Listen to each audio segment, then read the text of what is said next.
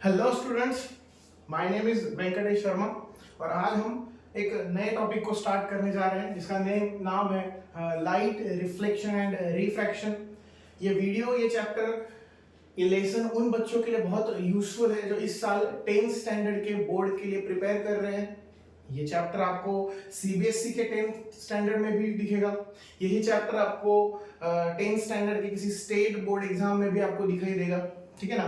तो ये चीज मोस्टली उनके लिए बनाई जा रही है, बेसिक थिंग्स उसमें दिखाए जाएंगे जो बोर्ड एग्जाम के लिए प्रिपेयर कर रहे हैं। और ये लेक्चर उन लोगों के लिए भी काफी यूजफुल है जो इस साल 11th स्टैंडर्ड में है और किसी ना किसी एंट्रेंस एग्जाम के लिए प्रिपेयर कर रहे हैं, लाइक जेई और नीट और सीईटी, कोई भी एग्जाम हो उसके लिए अगर वो प्रिपेयर कर रहे हो और 10th स्टैंडर्ड का कोई भी बेसिक कंसेप्ट अगर उनका मिस हो गया हो तो वो यहाँ से उस चीज को प्रिपेयर कर सकते हैं, ठीक है। तो आज हम इस चैप्टर को स्टार्ट करेंगे पॉइंट ऑफ व्यू, किसके पॉइंट ऑफ व्यू से, तो बोर्ड एग्जाम के लिए जो प्रिपेयर कर रहे हैं उन बच्चों के पॉइंट ऑफ व्यू से, ठीक है।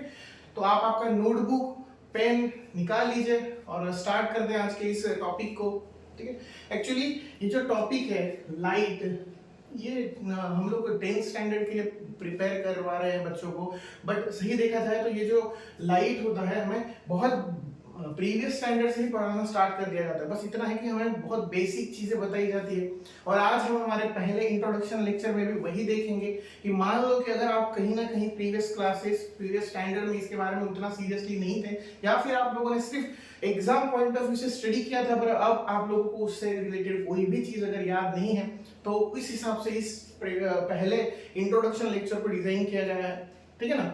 तो हम लोग स्टार्ट करते हैं आज के इस चैप्टर को। इस चैप्टर में हम लोग अभी बेसिकली फर्स्ट लेक्चर में क्या क्या देखेंगे उसके बारे में हम यहाँ पर लिख देते हैं पहले। आई होप सो आप लोगों ने नोटबुक पेन पास में ले लिया हो और हम लोग स्टार्ट कर रहे हैं, वो चीज आप लोग नोट डाउन करते जाना, ठीक है। सबसे पहले तो कि जो लाइट के बारे में जो बेसिक थिंग्स बताई जाती है हम लोग उसके बारे में देखेंगे। फर्स्ट थिंग नोटिस करने जैसी है कि what is mean by light, light होता क्या है, या फिर जो भी आप लाइट को स्टडी करते हो उसके एकदम बेसिक एकदम कोर कंसेप्ट में अगर जाने की कोशिश करें तो हम ऐसा बोल सकते हैं कि जैसे मान लो कि आप लोगों को पढ़ाया जाता है कि जो एटम होता है, एटम, इसके बारे में आप कैसे डिफाइन करते हो, the smallest and indivisible particle of element. Actually ये जो डेफिनेशन है ये आपको सभी को पता है, डाल्टन ने दी थी। बाद में इसको और मॉडिफाई किया गया बाय जे थॉमसन और उन्होंने ये बताया स्मॉलेस्ट है, एक्सेप्ट है, बट इंडिविजिबल नहीं है, just because of there are 3 sub particles, proton, neutron और इलेक्ट्रॉन, ठीक है ना। वो बाद में आएंगे उस चीज में। जैसे अभी ये चीज थी कि जैसे हम लोग को एटम के बारे में बताया जाता है कि atom is the smallest particle, उसी से मिलकर आपके जो एलिमेंट्स है वो सब बने हैं। तो एलिमेंट्स का सबसे कोर कंसेप्ट है एटम। उसी तरीके से बायो में हम लोग देखते हैं कई बार कि हमें बताया जाता है कि हम लोगों का जो भी लिविंग थिंग्स है या फिर लिविंग थिंग्स में हम हैं, जो भी कोई एनिमल्स है, कोई भी प्लांट्स है, तो उनका जो सबसे बेसिक या फिर जो बेसिक यूनिट होता है, स्मॉल यूनिट होता है, उसे बोला जाता है सेल। सही है, ऐसा लिख सकते हैं हम लोग, the smallest unit of living thing. सही है। तो इसका मतलब अगर ये यूनिवर्स में जितनी भी चीजें हैं वो कहीं ना कहीं छोटी छोटी चीजों को मिलाकर अगर बनी है, जैसे एटम हुआ, सेल हुआ, मॉलिक्यूल हुआ, ठीक है ना। तो सीधी सी बात है लाइट भी छोटे से छोटे पार्टिकल से बनी होगी। तो लाइट का सबसे छोटा पार्टिकल जो होता है वो क्या होता है, the smallest particle of the light, the smallest particle of the light is smallest particle of light is called as photon। याद रखना ये चीज काफी बेसिक है।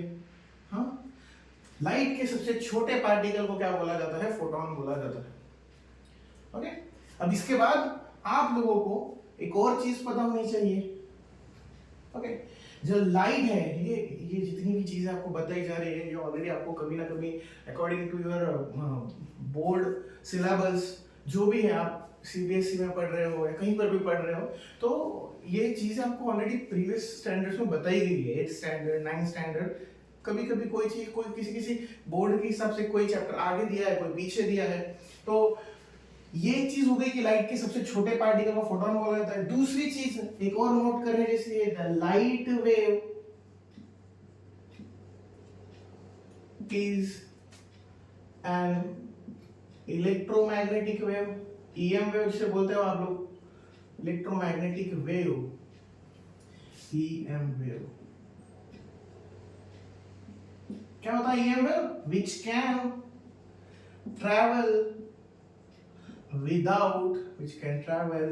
Without medium. ये एक ऐसी वेव होती है जिसे कोई मीडियम की जरूरत नहीं होती। सही, याद रखना। ईएम वेव है लाइट वेव, वो विदाउट एनी मीडियम भी ट्रांसफर हो सकती है, जस्ट लाइक वैक्यूम में से ट्रांसफर होती है। जब सन रेज सन से निकलकर अर्थ तक आते हैं, अर्थ पर जब आते हैं, तो ऑब्वियसली सन और अर्थ के बीच में कोई भी मीडियम नहीं है, there is no any medium between the sun and earth. फिर भी सन के जो रेडिएशंस है, जो सन रेज हैं उन तक आती है, लाइट रेज है, वो ईएम वेव्स है, इसीलिए वो ट्रैवल कर पा रही है। ठीक है ना। अब मान लो कि अगर आपको नहीं पता है कि फिर ऐसे कौन से वेव्स है जो विदाउट मीडियम ट्रांसफर नहीं कर सकते हैं, विच रिक्वायर्ड मीडियम, तो उसे मैकेनिकल वेव बताया जाता है। मैकेनिकल वेव कौन सी होती है? मैकेनिकल वेव को पहली बात तो ये याद रखना है, रिक्वायर्ड सम मीडियम,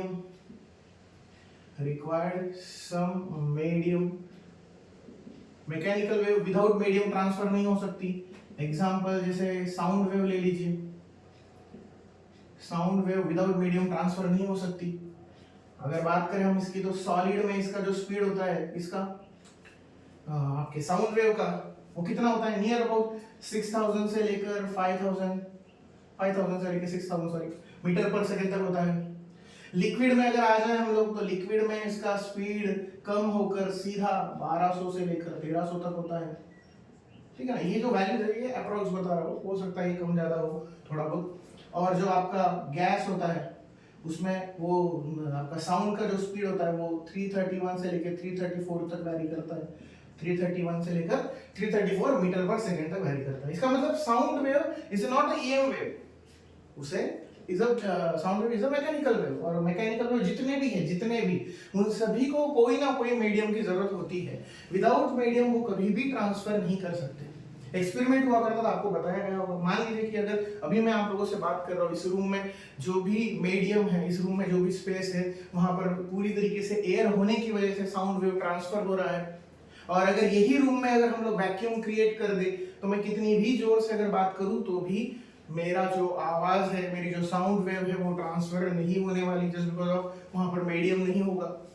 आप लोगों ने नोटिस किया होगा, कई ऐसे मूवीज बनाए गए हैं जिसमें जो स्पेस से रिलेटेड है। तो स्पेस से रिलेटेड जितने भी मूवीज है, उसमें आपने नोटिस किया होगा, जो एस्ट्रोनॉट्स होते हैं, जब वो कम्युनिकेट करते हैं with the help of some device, वो लोग बात करते हैं, जैसे transmitter and receivers like that. क्यों? जस्ट बिकॉज ऑफ वहां पर आप डायरेक्टली बात नहीं कर सकते, डायरेक्टली कम्युनिकेट नहीं कर सकते। क्यों? क्योंकि वो ऐसे जगह पर है, स्पेस में है, जहां पर कोई मीडियम नहीं है। अगर मीडियम नहीं है तो साउंड वेव ट्रांसफर नहीं हो सकता। तो with the help of that device वो लोग क्या करते हैं, साउंड वेव को पहले उस डिवाइस में ट्रांसफर करते हैं। After that it will B convert like EM wave, और फिर वो ट्रांसफर होकर सामने वाले के रिसीवर में क्या होता है, वो रीच करता है। आफ्टर दैट वो लोग एक दूसरे से कम्युनिकेट कर पाते हैं, अदरवाइज वो लोग डायरेक्टली कम्युनिकेट नहीं कर सकते स्पेस में। तो ये हो गई। बट लाइट वेव का ऐसा कुछ भी नहीं है। Light wave can be travel through the vacuum also. तो ये दो चीजें आपको याद रखनी। First, the smallest particle of the light is called as photon. Light wave is a EM wave which can transfer through the vacuum also. ठीक है। इसकी स्पीड के बारे में बात करेंगे हम। स्पीड के बारे में पहले नोट डाउन कर लीजिए। नोट डाउन कर लिया आपने तो फिर आगे की बात करेंगे। चलो, नोट डाउन अगर कर लिया आपने तो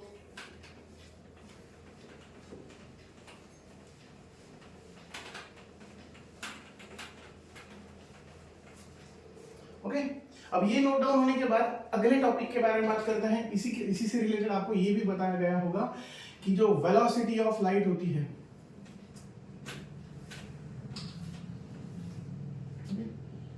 जो वेलोसिटी ऑफ लाइट होती है वो कितनी होती है 3 × 10⁸ मीटर पर सेकेंड, ठीक है ना। आप इसे ऐसे भी बोल सकते हो 3 लाख किलोमीटर पर सेकेंड। अब ये बात क्या है कि जो लाइट की स्पीड है, हर किसी को लगता होगा कि अगर मीडियम के हिसाब से स्पीड चेंज होता है, जैसे साउंड का यहाँ पर भी स्पीड चेंज हुआ था, तो फिर लाइट का स्पीड कैसे फिक्स हो सकता है। तो देखिए लाइट की जो स्पीड है, उसकी जो ये वैल्यू है 3 × 10⁸ मीटर पर सेकेंड, ये प्योरली आपको कहाँ पर ऑब्जर्व होती है, वैक्यूम में।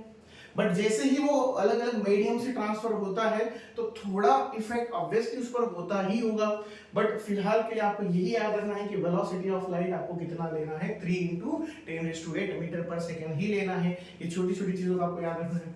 अब इसके बाद आते हैं, अगर हम लोग बहुत प्रीवियसली जाकर सोचे तो जहां तक मुझे याद है कि आप लोगों को पहली बार साइंस में कॉमनली जो साइंस पढ़ाया जाता है, आफ्टर दैट आप लोग जैसे जैसे 8, 9, 10 में आते हो कि आपके जो सब साइंस है वो बाइफरकेट हो जाता है अलग अलग इसमें, physics, chemistry, bio, like that.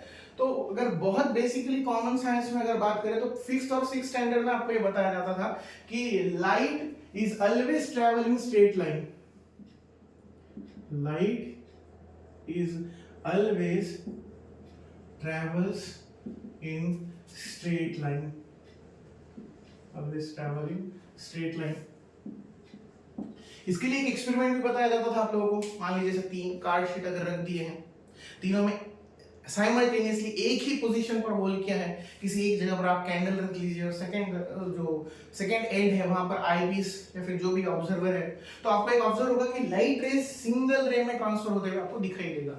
ये एक एग्जांपल है। या फिर मान लीजिए कई बार अगर आप लोगों ने देखा होगा कोई शीट होती है, इट्स लाइक कोई मेटल शीट होती है, कहीं पर शेड वगैरह बनाने के लिए अगर यूज किया, वहां पर कोई होल वगैरह अगर है तो कई बार आपने ऑब्जर्व किया होगा कि वहां से सनरेज अंदर की तरफ जाते हुए वो एक सिंगल रे में जाते हुए दिखाई देती है। तो वो कुछ एग्जांपल्स है जहां पर आप नोटिस कर सकते हो कि light is always travelling straight line. But ये आपका बेसिक नॉलेज था। अब आप जब 10th स्टैंडर्ड में आ गए हो, जब 11th स्टैंडर्ड में आ गए हो, तो ये चीजों को थोड़ा मॉडिफाई कर दिया जाएगा।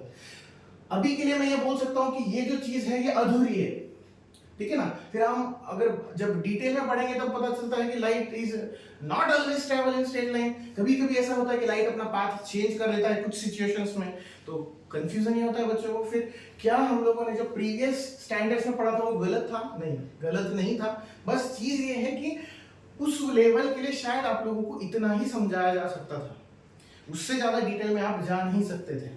मान लो कि अगर इससे डिटेल में अगर आपको तो बता भी देते तो शायद आपको समझ में नहीं आता। तो अभी के लिए फिलहाल सिर्फ इतना ही याद रखिए कि light is always travelling straight line. मैं यहां पर लिख देता हूं दिस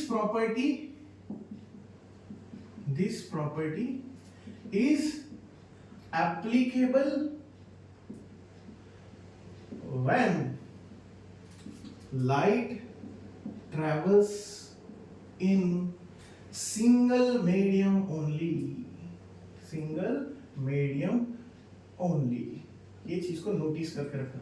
यहां पर इस चीज को मार्क कीजिए क्योंकि जब हम रिफ्रैक्शन पढ़ेंगे, आपके चैप्टर का जो सेकंड पार्ट है, जब रिफ्रैक्शन पढ़ेंगे आपको ये सारा क्लियर हो जाएगा कि मैंने ऐसा क्यों लिखवाया था। मैं याद भी करवाऊंगा तब कि फर्स्ट लेक्चर में मैंने बताया था आपको कि ये प्रॉपर्टी जो है लीनियर प्रोपोगेशन प्रॉपर्टी, इस पूरी प्रॉपर्टी को क्या बोला जाता है? Linear propagation property. Linear propagation property. तो ये जो प्रॉपर्टी है लाइट की सही है, फॉलो भी करती है लाइट, बस सिंगल मीडियम में ट्रांसफर होता है। जैसे मान लो सिर्फ एयर में ट्रांसफर हो रहा, सिर्फ सॉलिड में ट्रांसफर हो रहा, लिक्विड जो भी है, एक एग्जांपल बता रहा हूं सिर्फ, तो उसमें एक कोई सिंगल मीडियम में सिर्फ ट्रांसफर हो रहा है तो स्ट्रेट लाइन में ट्रैवल करता है। जैसे ही वो दो अलग अलग मीडियम में ट्रांसफर होगा तब वो सिंगल लाइन में ट्रांसफर नहीं होता, वो खुद का जो पाथ है वो हल्का सा चेंज करता है। फिलहाल के लिए ये याद रखिए। उसके बाद आते हैं हम लोग, उसके बाद आते हैं आप लोगों को 5th 6th स्टैंडर्ड में और एक प्रॉपर्टी पढ़ाई जाती थी। वो कौन सी थी? जो लाइट की और एक प्रॉपर्टी थी, जस्ट लाइक शैडो फॉर्मेशन में आते हैं हम लोग। बहुत डिटेल में जाना है हम लोगों को, इस चीज को नोट करके रखना, धीरे धीरे जितनी भी चीजें सारी की सारी नोट करके रखना। शैडो फॉर्मेशन पे आते हैं। शैडो फॉर्मेशन क्या होता है कि जैसे मान लो कि मैंने यहाँ पर कोई भी एक लाइट सोर्स ले लिया, ठीक है ना, जैसे ठीक है, यहाँ पर एक लाइट सोर्स ले लिया जिस तरीके से, और यहाँ पर ये आपको बता दिए टंगस्टन का कुछ एक लाइट सोर्स दिखा दिया। उस लाइट सोर्स को मान लीजिए कि यहाँ पर एक बॉडी है। अगर वो बॉडी ओपैक बॉडी है ओपैक बॉडी, तो ये जो लाइट रेज है ट्रांसफर होंगी, लाइट रेज ट्रांसफर होंगी, तो क्या होगा, लाइट रेज जो है वो बाकी डायरेक्शन से ट्रांसफर हो जाएगी, जैसे मान लीजिए यहाँ से ट्रांसफर हो गई, यहाँ से ट्रांसफर हो गई, यहाँ से ट्रांसफर हो गई, पर क्या वो लाइट रेज ओपैक बॉडी को क्रॉस कर पाएंगी?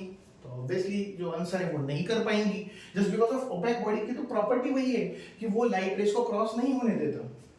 ओपैक बॉडी में जैसे मान लीजिए वॉल है, हाँ, हम लोग जिस जो घरों में हैं या फिर कहीं स्कूल में हैं, उस वॉल को लाइट रेज क्रॉस करके नहीं जा सकते। इस वक्त के लिए हम लोग इस वॉल के उस साइड क्या चल रहा है ये हमें नहीं पता है, सही है ना। तो सिमिलरली ओपैक बॉडी है, इसीलिए लाइट रेज ट्रांसफर नहीं हो सकती। तो जो पीछे अगर कोई स्क्रीन लगाई होगी, मान लो पीछे अगर कोई स्क्रीन लगाई होगी, तो वहां पर एग्जैक्टली इस बॉडी के शेप का एक शैडो बन जाएगा, शैडो बन जाएगा। तो ये हमें एक बताता है कि लाइट रेज ट्रांसफर हो सकती है कौन से मीडियम्स में से, transparent medium, transparent medium, but opaque medium में से वो ट्रांसफर नहीं हो सकती, ये प्रॉपर्टी, और वो वहां पर शैडो बना देता है। इसका बेस्ट एग्जांपल देने जाए तो आप लोग जो इक्लिप्स वगैरह देखते हो, सोलर इक्लिप्स वगैरह वगैरह, तो वो सारे एग्जांपल इसी के लिए हैं। हम लोग जैसे देखते हैं दो ऑब्जेक्ट के बीच में तीसरा ऑब्जेक्ट आ जाता है, तो इक्लिप्स का हम लोग देखते हैं, तो वो भी जस्ट लाइक शैडो फॉर्मेशन ही है। तो ये चीजें आप लोगों को पता होनी चाहिए कि जो लाइट है वो सिर्फ और सिर्फ ट्रांसपेरेंट और ट्रांसपेरेंट मटेरियल्स में से पास हो सकती है, ट्रांसमिट हो सकती है, बट ओपैक्स में से ट्रांसमिट नहीं हो सकती। ये दूसरी प्रॉपर्टी जो हम लोगों को प्रीवियस छोटे छोटे क्लासेस में पढ़ाई जाती है एक एक कर कर, ठीक है ना। अब इसके बाद अगर हम देखें तो इनमें दो चीजें, ये हो गया लिख कर, पहले लिख लीजिए, एक मिनट दे दो, नोट कर लीजिए।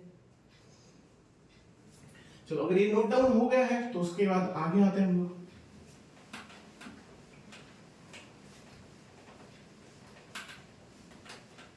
शैडो फॉर्मेशन समझ में आ गया है, तो अभी ये भी नोट डाउन कर लीजिए अगर नहीं याद है आप लोगों को, प्रीवियस क्लासेस में जो छोटे क्लासेस में आपको पढ़ाया जाता है कि मीडियम के कितने टाइप होते हैं। 3 टाइप के मीडियम होते हैं, एक होता है ट्रांसपेरेंट मीडियम, एक होता है ट्रांसपेरेंट मीडियम, दूसरा होता है ट्रांसपेरेंट,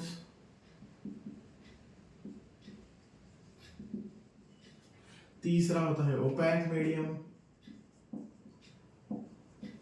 अब इनमें जो छोटी छोटी चीजें नोटिस करने जैसी, क्या होता है, एक्चुअली लाइट का पार्ट नहीं है, लाइट की कोई प्रॉपर्टी नहीं है, पर जब हम शैडो फॉर्मेशन पढ़ रहे थे तो सवाल था कि ओपैक होता है क्या, ओपैक क्या होता है, तो वो चीजें नोटिस कर लो कि ट्रांसपेरेंट मीडियम जो होते हैं वो कैसे होते हैं, जिनमें से लाइट फुल पास हो सकती है। जैसे मान लीजिए कोई ग्लास है, कोई ग्लास की शीट है, प्लेन ग्लास की शीट, तो उसमें से लाइट पूरी तरीके से पास हो सकती है, that is the example of transparent medium. मैं यहां पर लिख सकता हूं the medium from which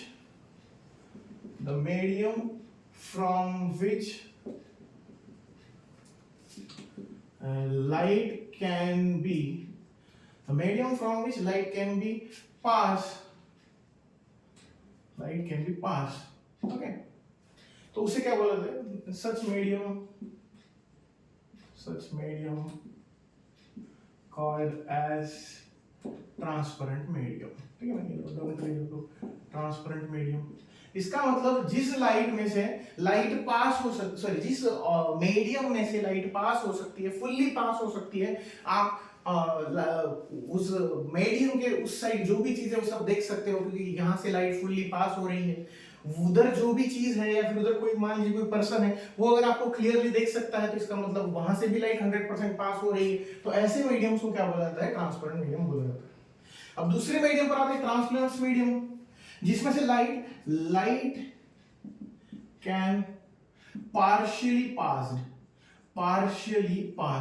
that means कि लाइट जो होती है वो पार्शियली, सिर्फ एक तरफ से, कोई एक तरफ से ही लाइट पास हो सकती है, तो उसे बोला जाता है जस्ट लाइक ट्रांसपेरेंट मीडियम। बहुत से अलग अलग शीट्स होते थे जिसमें क्या होता था, जैसे मान लो कुछ ग्लास ऐसे होते हैं कि अगर कोई व्यक्ति, कोई भी एक पर्सन है जो अंदर बैठा हुआ है, वो बाहर का सब देख सकता है कि बाहर क्या हो रहा है, पर बाहर का कोई भी व्यक्ति अंदर की कोई भी चीज नहीं देख सकता, तो उसे बोला जाता है ट्रांसपेरेंट मीडियम, क्योंकि उसमें लाइट पार्शियली पास हो रही है, अंदर से बाहर के व्यक्ति को सब दिखाई दे रहा है, पर बाहर से कोई भी व्यक्ति अंदर की तरफ देख ही नहीं सकता। तो वो क्यों वहां से लाइट इधर की तरफ पास ही नहीं हो रही, लाइट सिर्फ अंदर से बाहर की तरफ पास हो रही है, तो उसे क्या बोला जाता है, ट्रांसपेरेंट मीडियम बोला जाता है। ओपैक मीडियम पर आते हैं, सीधी सी बात है, ओपैक मीडियम ऐसा मीडियम होता है the medium from which light cannot be passed, such medium called as opaque medium. ऐसे मीडियम को कौन से मीडियम से बोला जाता है? ओपैक मीडियम बोला जाता है। ये एक चीज नोट डाउन कर लीजिए कि कोई भी मीडियम है जो लाइट ट्रांसफर नहीं कर सकता, जिसमें से लाइट नहीं पास हो सकती, उसे क्या बोला जाता है? ओपैक मीडियम बोला जाता है। अब इसमें और एक चीज को नोटिस करने वाली बात है कि आप लोग जब बार बार बोल रहे हो कि लाइट ट्रांसफर हो रही है, लाइट सोर्स भी दो तरह के होते हैं। एक तो मीडियम देख लिया जिसमें से लाइट पास होती है। अब मीडियम हो गए तो सोर्सेस भी देख लीजिए। जो आपके सोर्सेस होते हैं वो दो पार्ट में होते हैं। लाइट के जो सोर्स होते हैं वो दो पार्ट में डिवाइड होते हैं। एक प्राइमरी सोर्स, एक होता है प्राइमरी सोर्स जिसको ल्यूमिनियस सोर्स भी बोला जाता है, ल्यूमिनियस सोर्स, और दूसरा होता है सेकेंडरी सोर्स जिसे नॉन ल्यूमिनियस बोला जाता है।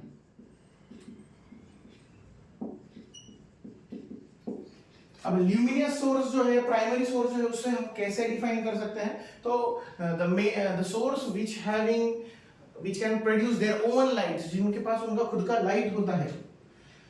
Source which can produce their own lights, जो अपना खुद का लाइट्स प्रोड्यूस कर सकते हैं। इसका वाइस वर्सा वहां पर लिखेंगे, क्या लिखेंगे? सिर्फ इतना ही लिखेंगे, source which cannot produce their own light, जो अपने खुद के लाइट्स नहीं बना सकते, उन्हें क्या बोला जाता है? नॉन ल्यूमिनियस या फिर सेकेंडरी सोर्स बोला जाता है। जिनके पास अपनी खुद की लाइट है, ऐसे एग्जांपल्स कौन से देखेंगे आप? सन, या फिर कोई भी बल्ब, या फिर फायरफ्लाइज। लिख लीजिए यहाँ पर फायरफ्लाइज आएगा, क्योंकि फायरफ्लाइज भी एक ऐसा देखा होगा सभी ने, एक ऐसा इंसेक्ट्स बोल लिया, जो भी बोल लीजिए, वो जब ब्रीदिंग करता है तो उसका रिएक्शन जब ऑक्सीजन के साथ होता है तब क्या क्या है? लाइट प्रोड्यूस करता है वो। तो that all are the example of primary source, that means luminous source. जो नॉन ल्यूमिनियस है उनके एग्जांपल कौन सा आएगा? मून के पास अपनी खुद की लाइट नहीं है। ये लोगों के पास खुद की लाइट नहीं होती, but they can reflect the lights. वो क्या कर सकते हैं? लाइट को रिफ्लेक्ट कर सकते हैं। तो ऐसे जितने भी मीडियम्स है वो सारे सेकेंडरी सोर्स है, जितने भी सोर्सेस है वो सारे सेकेंडरी सोर्सेस है। मून हो गया, या फिर human body is also opaque body, तो ये भी ओपेक है, ये भी सिर्फ रिफ्लेक्टर है। हमारी बॉडी पर जितने भी रेज अभी के लिए आ रहे हैं, मान लीजिए जैसे अभी के लिए जितने भी लाइट सोर्स होंगे यहाँ पर इस रूम में, या फिर सन की वजह से जो भी लाइट रेज आ रहे हैं, वो सारे के सारे मेरी बॉडी पर बोली, या फिर ये जो वॉल है, बोर्ड है, उन पर आने के बाद वो सारे के सारे इंसिडेंट रेज फिर से रिफ्लेक्ट होकर सामने की तरफ जा रहे हैं। इसीलिए ये पॉसिबल है कि ये सारा विजन दिखाई दे रहा है। अदरवाइज अगर रिफ्लेक्शन नहीं होता तो ये सारी चीजें दिखाई नहीं देती, कोई विजन नहीं होता। ये याद रखना है हम लोगों को, ठीक है? ये नोट डाउन कर लीजिए, फिर नेक्स्ट टॉपिक पर बात करते हैं।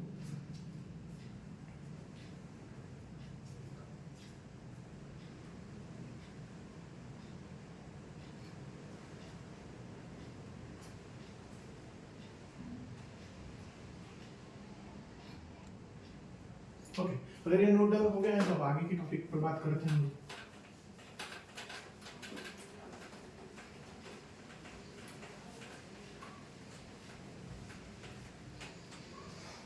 अब बात करते हैं कि लाइट, अब समझ में आ गया होगा आप लोगों को, आई होप सो, कि लाइट होता क्या है, उसका छोटा पार्टिकल फोटॉन होता है वगैरह वगैरह।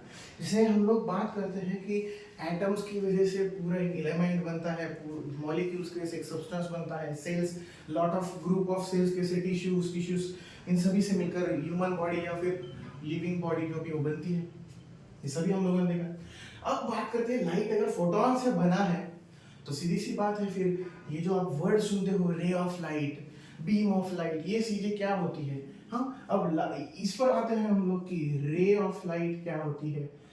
Ray of light, what is mean by ray of light? अब रे ऑफ लाइट के बारे में अगर बात करें तो सीधी सीधी बात है कि आप लोगों ने बहुत सारे डायग्राम इस चैप्टर से रिलेटेड देखी होंगी। इसमें कुछ इस तरीके से दिखाया गया होता है, ये ऐसा मल्टीपल रेस दिखाई जाते हैं। तो रे ऑफ लाइट को हम सिंपली ऐसे डिफाइन कर सकते हैं, द लाइट और the direction in which the direction in which light can travel, which is represented by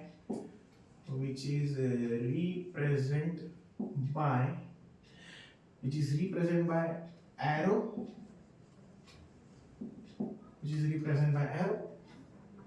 and this represent is called as this representation called as ray of light. इसे ही ray of light बोला जाता है। एक arrow के through दिखाया जाता है कि लाइट कहां से कहां पास हो रही है, कौन से डायरेक्शन में जा रही है, कैसे जा रही है, ये सभी बताया जाता है। अगर ये रे ऑफ लाइट है तो बीम ऑफ लाइट क्या होती है? फिर याद रखना, जैसे ऐसे समझ लो, अभी बीम ऑफ लाइट पहले देख लेते हैं, फिर उसके बाद हम लोग ओवरऑल कंक्लूजन पर आएंगे इतने सभी टॉपिक के। बीम ऑफ लाइट मतलब क्या? द बंडल और collection of ray of light is called as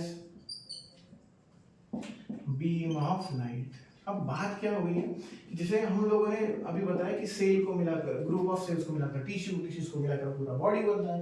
similarly हम यहाँ पर ये बोल सकते हैं कि छोटे छोटे फोटॉन्स को मिलाकर रे बनती है, और बहुत सारे रेस को मिलाकर बीम बनती है लाइट की, और उसी को हम ट्रैवल होते हुए देखते हैं।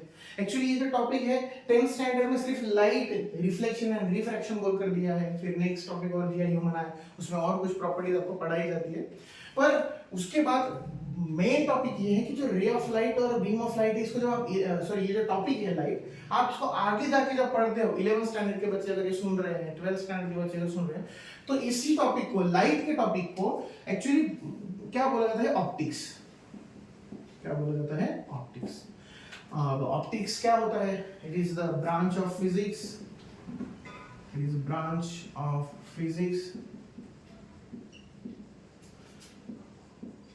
which deals with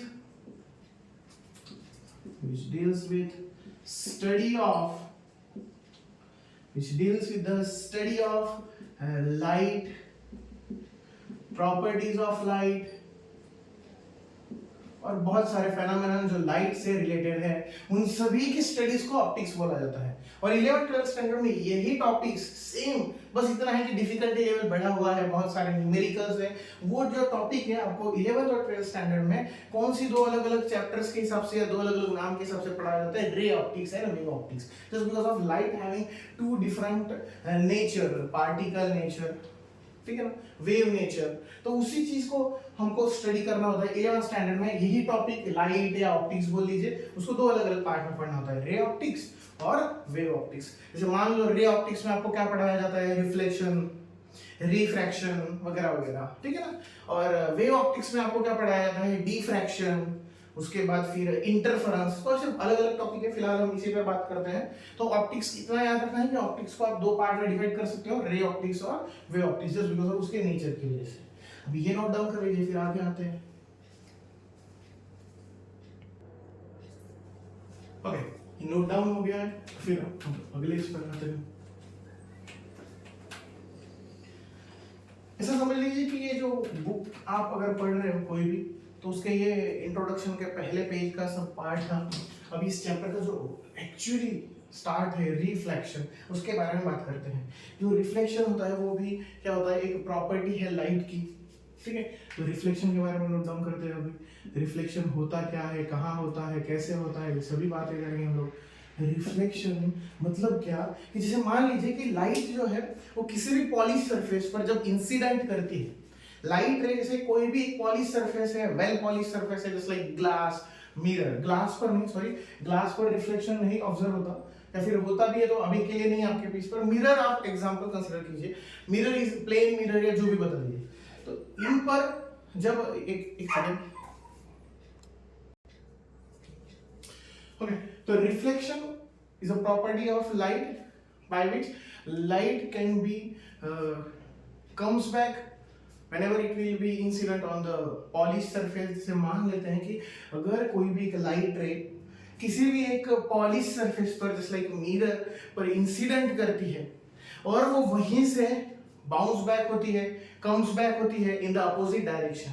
अब इसे हम अगर डायग्राम के हेल्प से अगर देखने जाए तो जैसे मान लो कि ये यहाँ पर एक हम लोग पॉलिश सरफेस जैसे मिरर ले लेते हैं, और दूसरी बात यहाँ पर एक नॉर्मल लाइन इमेजिन कर लीजिए। अक्सर इस टॉपिक में बच्चे क्या करते हैं, नॉर्मल लाइन कहाँ है, जब आप लोग मान लीजिए इसका प्रैक्टिकल करते हो तो आपके लिए एक, जब भी आप एक रिफ्लेक्टिंग सरफेस लेते हो तो नॉर्मल लाइन ड्रॉ की जाती है। अदरवाइज ऐसे आप जब नेकेड आई से कोई घर में अगर ऑब्जर्व करते हो तो कोई भी नॉर्मल लाइन आप ऑब्जर्व नहीं कर सकते। तो ये एक नॉर्मल लाइन है जहां से हमें एंगल कंसीडर करना होता है इंसिडेंट रे का या फिर रिफ्लेक्टेड रे का। तो according to the property, suppose यहां से अगर एक लाइट रे आ रही है इंसिडेंट रे से, ये जो इंसिडेंट रे है, ये इंसिडेंट रे कोई एक एंगल बना रही है, किसके साथ, इस नॉर्मल के साथ। ये जो मिरर है उस मिरर के जो नॉर्मल है, नॉर्मल मींस परपेंडिकुलर, परपेंडिकुलर एक लाइन है मिरर को, उन दोनों के बीच में कोई एक एंगल बन रहा है। कौन सा एंगल बन रहा है, तो इंसिडेंस एंगल आई बन रहा है। और according to properties of reflection, according to properties of light reflection, मैंने जो बताया कि अगर लाइट रे कहीं पॉलिश सरफेस पर किसी एंगल से पड़ता है, then after that it will be comes back, it will be comes back, वो फिर उसी एंगल से, ठीक है ना, वो उसी एंगल से क्या होता है, बाउंस बैक करता है, comes back in the opposite direction. और जो सिर्फ डायरेक्शन अपोजिट होता है, बट जो एंगल होता है रिफ्लेक्शन एंगल, वो क्या होता है, सेम होता है। तो यहां पर हम ये कैसे लिखेंगे, reflection is a property of light, reflection is a property of light by which it can comes back with same angle, it can comes back with same angle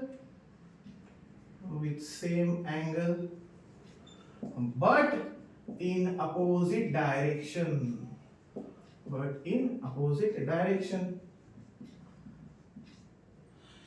then such property of light called as reflection. इस property को क्या बोला जाता है, reflection बोला जाता है। But ये बात नोटिस करने वाली है कि यहाँ पर जो वर्ड यूज किया है, the property of light by which it can comes back, यहाँ पर एक और चीज लिखनी चाहिए, reflection of light, the light by which it can comes back with the same angle whenever it will be incident on a polished surface। मतलब मैं इसे और क्लियरली बोलता हूँ, आप चाहे तो लिख लीजिए, the reflection of the light is the property by which when it will incident on a polished surface, it will comes back after reflection, it will come back after incidence in the opposite direction with the same angle। Incidence होने के बाद वो फिर से वापस आएगी, बस direction opposite होगा और एंगल सेम होगा, तो उसे क्या बोला जाता है, रिफ्लेक्शन ऑफ लाइट बोला जाता है। दो लॉज आपको लिखवाए जाते हैं लॉज ऑफ रिफ्लेक्शन में। पहला लॉ है, यहाँ पर लिख देता हूँ, लॉज ऑफ रिफ्लेक्शन। उसमें पहला लॉ आपको पढ़ाया जाता है लॉज ऑफ रिफ्लेक्शन में। फर्स्ट लॉ पढ़ाया जाता है, the angle of incidence is equal to angle of reflection। Angle of incidence और एंगल ऑफ रिफ्लेक्शन वो हमेशा क्या होगा, इक्वल, मतलब angle I is equal to angle R होता है, ठीक है। और दूसरी प्रॉपर्टी बताई जाती है, द इंसिडेंस रे और इंसिडेंट रे, normal line and reflected ray are always lies on same plane।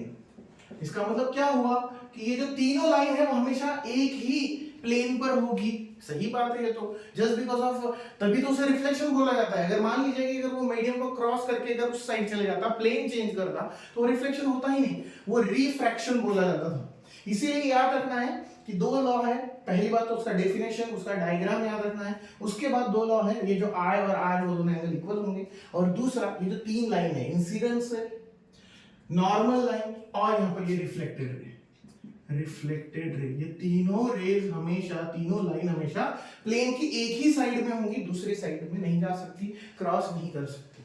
समझ में आ रहा है? बहुत इजी। इसे और एक एग्जांपल से समझते हैं। जैसे मान लीजिए कि आप जो ऑब्जर्व कर रहे हो वो एक प्लेन मिरर है, और अगर मैं उसके सामने खड़ा हूं तो सीधी सी बात है, मैं ऑब्जेक्ट हूं और मेरा रिफ्लेक्शन या जो हम बोलते हैं मिरर इमेज, वो कहां दिखाई दे रहा है? मिरर में दिखाई दे रहा है। सीधी सी बात है। अब अगर आपको इसे नोटिस करना है, ये जो लॉज है, ये जितना भी आपने लिखा है वो कैसे एग्जैक्टली सेम है। जैसे मान लीजिए कि मैं अगर उसके सामने खड़ा हूं तो सीधी सी बात है, मुझ पर आने वाले सारे के सारे लाइट रेज मिरर पर जाते वक्त 90 डिग्री का एंगल बना रहे हैं। सीधी सी बात, यहां से जाने वाले सारे के सारे लाइट रेज उस मिरर पर 90 डिग्री का एंगल बना रहे हैं, कुछ इस तरीके से। तो सी अगर एंगल ऑफ इंसिडेंस 90 डिग्री होगा तो आफ्टर रिफ्लेक्शन मुझे ऑब्वियसली इमेज भी एग्जैक्टली वैसे ही दिखाई दे रही है, तो इसका मतलब एंगल ऑफ रिफ्लेक्शन भी कितना हुआ? 90 डिग्री हुआ। सही है। अब मान लेते हैं कि उस मिरर, वो मिरर प्लेन मिरर है, बट मैं यहां से ना ऑब्जर्व करते हुए हल्का सा टिल्ट हो जाता हूं। अब नॉर्मल लाइन ये है उसकी, परपेंडिकुलर लाइन जहां पर मैं पहले खड़ा था, मैं यहां से अगर कोई लाइट वहां पर रिफ्लेक्ट इंसिडेंट कर रहा हूं तो उस लाइट का रिफ्लेक्शन आपको उधर कहीं पर दिखाई देगा विद सेम एंगल। ये जो ड्रॉ किया है ये प्लेन मिरर है जो आपके वहां पर रखा है, ऐसा समझ लीजिए। नॉर्मल लाइन मतलब यहां पर स्ट्रेट है, ये जो इंसिडेंट रे आ रही है यहां से मैंने टॉर्च से इंसिडेंट किया और रिफ्लेक्शन होकर वहां पर जाते हुए वो दिखाई देगी। तो इसका मतलब क्या हुआ कि हमें ये जो एंगल ऑफ इंसिडेंस और एंगल ऑफ रिफ्लेक्शन के बारे में हमने जो देखा है वो 100% सही है। आप प्रैक्टिकली घर पर भी ट्राई कर सकते हो, आपको ये जो ऑब्जर्वेशन है वो आपको खुद को भी दिखाई देंगे। कोई बहुत ऐसी साइंटिफिक स्टडी की कोई लैब की जरूरत नहीं है। आप इस चीज को अगर एक्सपीरियंस करना चाहो तो आप घर पर भी ट्राई कर सकते हो। ठीक है। अब उसके बाद आते हैं इसमें और दो तीन छोटी छोटी चीजों पर।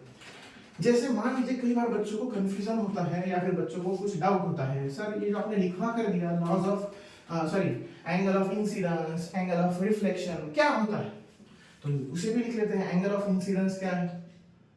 Angle of incidence, okay, angle of incidence. अब ये रहा एंगल है, एंगल ऑफ इंसिडेंस आई। कौन सी दो लाइन के बीच में बन रहा है?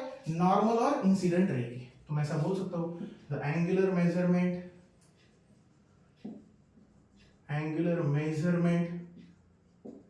Between normal line and incident रे।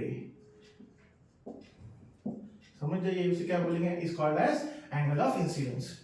नॉर्मल लाइन और इंसिडेंट रे के बीच में बनने वाले एंगल को आप क्या बोलोगे? एंगल ऑफ इंसिडेंस बोलोगे। एंगल ऑफ रिफ्लेक्शन पर आते हैं आप। एंगल ऑफ रिफ्लेक्शन मतलब आर, एंगल आर। उसके बारे में क्या लिखोगे? सेम द एंगुलर मेजरमेंट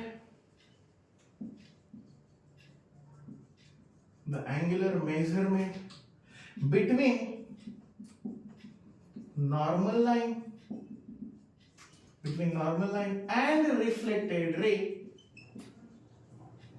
मतलब ये वाला नॉर्मल और रिफ्लेक्टेड रे के बीच में जो एंगल बन रहा है उसे आप क्या बोलोगे? एंगल ऑफ रिफ्लेक्शन बोलोगे। ये दोनों डेफिनेशन नोट डाउन कर लीजिए। अब इसके बाद रिफ्लेक्शन से रिलेटेड कुछ छोटे छोटे और नोट्स हम लोगों को लिखने हैं। यहाँ पर हो गया नोट डाउन? चलो अगर नोट डाउन हो गए हैं तो फिर आगे के बारे में बात करते हैं। जैसे अभी मैंने आपको बताया कि एंगल ऑफ इंसिडेंस अगर 90 डिग्री होगा तो एंगल ऑफ रिफ्लेक्शन भी क्या होगा? 90 डिग्री ही होगा। इसे अब अच्छे से समझते हैं कि मुझे ऐसे बताना था नोट। यहाँ पर ये नोट समझ कर चलिए, इसे नोट में लिखिए। ये एक मिरर अगर मैं ड्रॉ करता हूँ और हमारे बोलने के हिसाब से अगर ये ऑब्जेक्ट यही है, ये ऑब्जेक्ट है, पॉइंट ऑब्जेक्ट के हिसाब से लिखा है मैंने, या फिर अगर आपको एज अ पर्सन दिखाना है तो ऐसे लिखा दीजिए, तो वो आपका कौन सा ऑब्जेक्ट हो गया? अगर डॉट रखा है वो पॉइंट ऑब्जेक्ट है, ठीक है ना। और जो दूसरा ये जो हम दिखाया है इस ऑब्जेक्ट को क्या बोला जाता है? सोचिए, पॉइंट ऑब्जेक्ट एक होता है पॉइंट ऑब्जेक्ट, दूसरा कौन सा होता है? अगर पता है तो एक बार कमेंट बॉक्स में बताइए। जब हम लोग इसे और स्टडी करेंगे तब मैं इसके बारे में बताऊंगा। अभी फिलहाल के लिए आप बताइए क्या होता है। तो दो अलग अलग ऑब्जेक्ट होते हैं। फिलहाल के लिए मैं इसे यहाँ पर एक पॉइंट ऑब्जेक्ट के हिसाब से लिख लेता हूँ। अगर मान लीजिए इसकी जो लाइन है, जो आपका रे निकल रहा है, इंसिडेंस है, वो आपके मिरर के साथ एग्जैक्टली कितने डिग्री का एंगल बना रहा है? 90 डिग्री का। अगर इसे 90 डिग्री का एंगल ये बना रहा है, कौन सा, ये जो एरो दिखा रहा है ये इंसिडेंट रे है। तो याद रखना, अभी बताया angle of incidence is equal to angle of reflection. अगर ये 90 डिग्री है तो ये भी 90 डिग्री होगा, तो वो सेम पाथ से ही ट्रैवल करेगा। ये जो दूसरा एरो ऊपर की तरफ जाते हुए नजर आ रहा है उसे बोला जाएगा रिफ्लेक्टेड रे। उसे क्या बोला जाएगा? Reflected ray. ये चीज को नोट डाउन करना है, ये सबसे पहली चीज है इंपॉर्टेंट। दूसरी नोट, ये मान लीजिए ये पहली नोट थी कि एंगल ऑफ इंसिडेंस, इसमें ये याद रखना है, होता है ऐसा, अगर आप एक मिरर के सामने खड़े हो जाइए और मान लीजिए अगर खुद के रिफ्लेक्शन से नहीं समझ में आ रहा है, एक टॉर्च लीजिए, उसे सामने की तरफ इंसिडेंट कीजिए, उसी का रिफ्लेक्शन आपको आपकी बॉडी पर दिखाई देगा। मतलब यहाँ से जाने वाला एंगल 90 डिग्री, उधर से आने वाले का भी एंगल 90 डिग्री। दूसरी नोट को एक ऑब्जर्व करते हैं, जब जब लाइट रे किसी भी सरफेस पर इंसिडेंट करती है, वाइल रिफ्लेक्शन हो या कोई भी हो, तो जब वो भी किसी पर इंसिडेंट करती है तो उसकी कुछ कुछ प्रॉपर्टी अनचेंज है, वो चेंज नहीं होते, पर कुछ कुछ प्रॉपर्टी चेंज भी होते हैं। जैसे मान लो when light ray incident on a surface, then after reflection कौन सी चीजें चेंज नहीं होती? Then after reflection wavelength change नहीं होती, फ्रीक्वेंसी चेंज नहीं होती। After reflection wavelength frequency will unchanged. याद रखना है, ये दोनों चीजें चेंज नहीं होती, बट लाइट का एम्पलीट्यूड और intensity, but amplitude and intensity of light will decrease। क्या हो जाएगा? कम हो जाएगा। ये चीज को याद रखना है, नोट में लिख कर रखिए। इंसिडेंस लाइट के बाद, मतलब बोलने का मतलब ये जो इंसिडेंट रे में जितनी एनर्जी है, जितना इंटेंसिटी है, उतना इंटेंसिटी रिफ्लेक्शन के बाद नहीं रहेगा। क्यों? क्योंकि जब जब लाइट किसी पर इंसिडेंट करती है तो सीधी सी बात है, कुछ अमाउंट ऑफ लाइट वो एब्जॉर्ब कर लेता है वो सरफेस में से। मान लीजिए मुझ पर जो लाइट रेज आ रही है तो वो सीधी की सीधी सभी आने का सभी ट्रांसफर नहीं होगी, कुछ ना कुछ अमाउंट लाइट रेज का एब्जॉर्ब कर लिया जाएगा बाय ह्यूमन बॉडी, और बचा हुआ फिर क्या होगा? आगे की तरफ रिफ्लेक्ट होगा। इस चीज को याद रखना है। और सबसे इंपॉर्टेंट लास्ट चीज जो हम देखेंगे कि जो लॉज ऑफ रिफ्लेक्शन है, laws of reflection is applicable on both plane surface as well as curved surface। आप ये मत सोचिए कि सिर्फ एक प्लेन सरफेस के बारे में बताया जा रहा है तो फिर सिर्फ प्लेन सरफेस के लिए है ये स्टडी। कर्व सरफेस मतलब स्फेरिकल मिरर वगैरह, उन पर भी ये एप्लीकेशन एप्लीकेबल है, उन पर भी ये लागू होते हैं सारे के सारे लॉ। तो ये चीज को नोट करने जैसी बात है। अब आई होप सो यहाँ तक आप लोगों को सब समझ में आ गया होगा। ये इंट्रोडक्शन का पार्ट था, अभी जस्ट चैप्टर स्टार्ट हुआ है आप लोगों का। रिफ्लेक्शन के बारे में कुछ बेसिक चीजें हमने देखी है, बेसिक नोट्स हम लोगों ने देखे हैं। अभी और बहुत कुछ देखना बाकी है इसमें, तो बने रहिए इस चैप्टर की इस सीरीज के साथ। कल फिर से और एक चैप्टर हम लाएंगे, सॉरी और एक लेक्चर हम लोग लाएंगे इस चैप्टर से रिलेटेड, उसे भी कंटिन्यू कीजिए, उसे भी सिमिलरली आप नोटबुक में नोट डाउन करके रखिए फॉर योर बोर्ड एग्जामिनेशन। ये बहुत इंपॉर्टेंट चैप्टर है आने वाले वक्त में। जो अभी 10th में है उनके लिए 11th 12th में भी बहुत इंपॉर्टेंट है, जो अभी भी 11th 12th कर रहे हैं उनके लिए भी बहुत इंपॉर्टेंट चीजें हैं। ये छोटी छोटी चीजें 11th 12th में शायद नहीं बताई जाती, तब हमें ये होता है कि ये कहाँ से आया, तो उसका आंसर जो है आपके 10th के 9th के बुक में छुपा हुआ है, तो यहाँ से आते हैं। तो ये सारी चीजों को नोट करके रखिए, बहुत ही इंपॉर्टेंट चैप्टर है। और आने वाले वक्त में जब हम लोग दूसरे लेक्चर को देखेंगे, मान लीजिए कि इससे रिलेटेड आपका कोई भी डाउट है तो आप कमेंट बॉक्स में बता सकते हो। और कोई भी चीज अगर आपको पढ़नी हो, ऐसा कुछ हो कि जो आपको डाउट आया हो, ऐसा क्यों हुआ, वैसा क्यों हुआ, ऐसा ही क्यों होता है, वैसा ही क्यों होता है, या फिर ऐसा होता तो क्या होता, कुछ भी हो, अगर आपके मन में कोई भी डाउट है इस टॉपिक से रिलेटेड अभी तक, तो आप कमेंट बॉक्स में बताइए, हम उसको नेक्स्ट लेक्चर में डिस्कस करेंगे। तब तक के लिए थैंक यू, और इस चीज को नोट डाउन करके रखिए, स्टडी अच्छे से कीजिए। मिलते हैं कल अगले लेक्चर में। Thank you.